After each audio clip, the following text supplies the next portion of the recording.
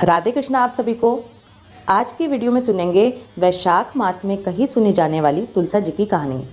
एक समय की बात है, एक परिवार में एक ननद अपने भैया भाभी और उनकी एक बेटी के साथ रहती थी। ननद अभी कुंवारी थी। ननद जो थी वो तुलसा जी की बहुत पूजा किया करती थी। इस बात पर उसकी भाभी को बहुत गुस्सा आता था। ननद उससे फूटी आंख भी नहीं सुहाती थी। वो हमेशा यही कहती थी कि जब देखो तुलसी जी की जोत पूजा करती रहती है। जब तेरा विवाह होगा ना तो तुझे दहेज में तुलसा जी ही दूंगी और कुछ भी नहीं दूंगी। जब ननद की शादी का समय आया तो वो भाभी अपने पति से बोली कि एक गरीब घर का लड़का मैंने देखा है, वहीं पर अपनी बहन की शादी कर दो। वो पति उसका मान गया।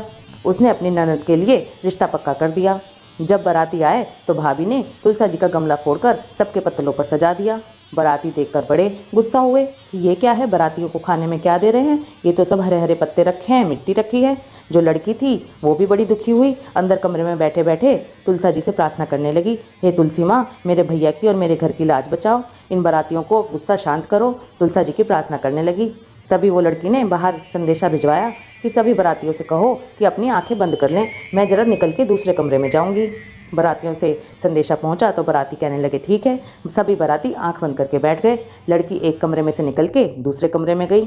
जब बारातियों ने आंखें खोली तो पत्थर पे 56 तरह के पकवान इकट्ठे हो गए। बाराती बड़े खुश हुए और जो भावस थी वो देख के बड़ी हैरान हुई। सब लोगों ने, जितने भी बाराती थे, हंसी खुशी से खाना खाया। फिर ननद के विदा होने का समय आया तो भावज ने एक फटी पुरानी सी साड़ी अपनी ननद को पहना दी और उसके हाथ में तुलसा जी का गमला पकड़ा दिया और कहने लगी कि ले जाओ बहू।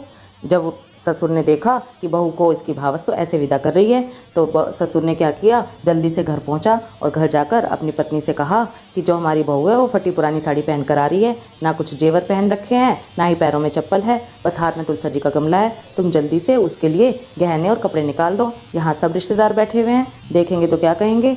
जो सास थी वो जल्दी जल्दी गहने कपड़े देखने लगी, लेकिन इतनी देर में तो जो बाराती थे बहू को लेकर पहुँच गए। सास ने बाहर निकल के देखा तो बहू तो जेवरों से लदी पड़ी है, भारी भरकम साड़ी पहन रखी है और हाथ में तुलसा जी का गमला ले रखा है। सास कहने लगी, क्यों जी, आप तो कह रहे थे कि बहू ने पुरानी फटी साड़ी पहनी है, ये तो जेवर गहनों से लदी पड़ी है, इतनी भारी भरकम साड़ी पहन रखी है।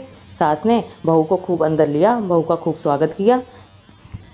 इधर दूसरी तरफ जो लड़की का भाई था वो अपनी पत्नी से कहने लगा कि जब हमने सारे रीत रिवाज किए हैं, बहन की शादी की है, तो एक पग फेरे की रस्म रह गई है, वो भी पूरी कर लेने दो। उसकी जो पत्नी थी वो गुस्से में बोली, ठीक है ले आओ अपनी बहन को, लेकिन मैं तो ना उसे खाना बना के दूंगी, ना ही कुछ साथ में दूंगी। वो कहने लगा ठीक है, पर रीत तो निभानी ही है। भाई बड़े दुखी मन से अपनी बहन को लेने के लिए चल दिया। वहाँ पहुँचा तो शर्म के मारे ऊपर नहीं गया, क्योंकि उसे पता था उसने बारातियों का स्वागत कैसे किया, कैसा मुँह लेके जाऊँ बहन के आगे और बहन के ससुराल वालों के आगे। खाली हाथ वैसे था, कुछ लेके गया नहीं था।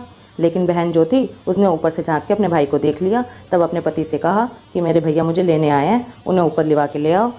उसका पति उसके भाई को लिवा के ऊपर ले आया। ऊपर आए तो लड़की की सास कहने लगी, हाँ जी भैया बताओ कैसे आए। तो वो कहने लगा, मौसी जी मैं बहन को लिवाने आया हूँ, पग फेरे की रस्म है। वो कहने लगी कि भाई साहब देखो, हम तो नहीं भेजेंगे, जिस दिन से आपकी बहन हमारे घर में आई है हमारी तो दिन दुगनी रात चौगनी तरक्की हो रही है, हमारे घर तो धन धान्य से भर गए हैं, इतने गहने जेवर हो गए हैं, इतनी भाग्यशाली है आपकी बहन। उसने कहा कि पग फेरे की रस्म तो करनी है। उसने कहा ठीक है ले जाओ, लेकिन इसको 2 घंटे में वापस ले आना। वो कहने लगा ठीक है। सास ने बहू के हाथ खूब सामान भेजा भावज के घर के लिए। जब भावज ने देखा कि ननद तो इतना सामान लेके आई है, गहने जेवर पहन के आई है, तो अपने पति से कहने लगी कि मैंने तो गरीब घर ढूंढा था, इसके पास कहाँ से ये सब आ गया। तो भाई ने सारी बात बताई तो भावज समझ गई कि ये तुलसा जी की पूजा करती है, इसलिए हुआ है ये सब। उसको विदा कर दिया ननद को। अब भावज ने क्या किया, अपनी जो उसकी बेटी थी उससे कहने लगी कि तू भी तुलसा जी की पूजा किया कर। जो बेटी थी उसका मन पूजा पाठ में लगता नहीं था, तो उसकी माँ क्या करती थी, उसे मार पीट के तुलसा जी के पास बैठा देती थी कि कर पूजा। रोजाना उसे मार मार के उससे पूजा करवाती थी। लड़की का मन पूजा में बिल्कुल नहीं लगता था। वो कभी गंदा पानी, कभी झूठा पानी, कभी कैसा पानी तुलसा जी के गमले में डालती रहती थी। अब वो भावज जो थी वो सारे काम वैसे ही करे जैसे नंद की शादी में किए थे। लड़का ढूंढा और उनके आगे जब बाराती आए उसके बेटी के, तो उनके आगे तुलसा जी का गमला फोड़ के रख दिया। सब बाराती कहने लगे कि ये कैसा स्वागत हो रहा है हमारा कि तुलसा जी का गमला फोड़ के रख दिया। तब वो अपनी बेटी से कहने लगी कि तू ऐसे संदेशा भिजवा बाहर कि सब आंख बंद करके बैठ जाए। बेटी ने संदेशा भिजवाया कि सभी बाराती आंख बंद करके बैठ जाओ, मैं दूसरे कमरे में जाऊँगी। सब बारातियों ने आंख बंद कर ली। वो बेटी जो थी वो निकल के दूसरे कमरे में गई। आँख खोल के देखा तो पहले तो तुलसा जी के पत्ते और मिट्टी थे, और अब तो सबके पत्तलों में डेले बन गए। मिट्टी के बड़े बड़े डेले पत्तलों पे इकट्ठे हो गए। सब बाराती वहाँ से खूब गालियाँ दे के और चले गए। और बहू को उसने हाथ पैर जोड़ के किसी तरह से बेटी को अपनी विदा करा कि लेके जाओ इसे, ले गए। अगले दिन उसके पिता को भेजा कि लेके जाओ और बेटी को विदा करवा के लाओ, पग फेरे की रस्म करनी है। बाप वहाँ पहुँचा तो सास कहने लगी कि आपने कैसी कमबख्त हमारे घर में भेजी है, ये तो जब से आई है हमारे घर में तो ना धन रहा ना धान्य रहा।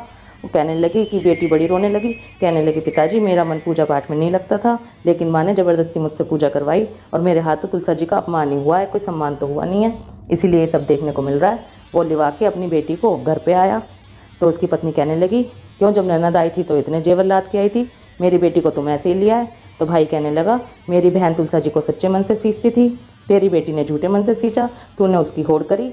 हे तुलसा माता, जैसे आपने उसकी ननद की लाज रखी ऐसे सबकी लाज रखना। कहानी कहते सुनते हुंकारा भरते सबकी लाज रखना। बोलो तुलसा महारानी की जय, विष्णु भगवान की जय। राधे कृष्णा।